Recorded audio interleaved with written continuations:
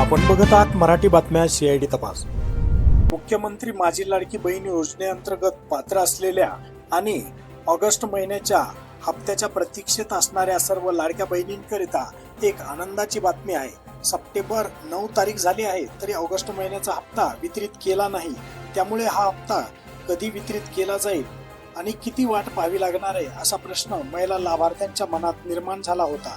लाडकी बहीण योजनेच्या ऑगस्ट महिन्याच्या हप्त्याची वितरणाची प्रक्रिया आता सुरू करण्यात आली आहे। याचा आता GR आला आहे। आता तो GR प्रकाशित झाला आहे। याचा अर्थ लवकरच ऑगस्ट महिन्याचा हप्ता बहिणींच्या खात्यामध्ये जमा होईल। याची तारीख लवकरच डिक्लेअर होईल। ज्या बहिणी पात्र झाल्या आहेत त्यांनाच या हप्त्याचे वितरण केले जाईल। 26 लाख अपात्र झालेल्या बहिणी आहेत। आणखी किती बहिणी अपात्र ठरतील हे व्हेरिफिकेशन झाल्याच्या नंतरच समजेल। तरी घाबरून जायची गरज नाही। पात्र बहिणींच्या खात्यामध्ये लवकरच ऑगस्ट महिन्याच्या हप्त्याचे वितरण केले जाईल।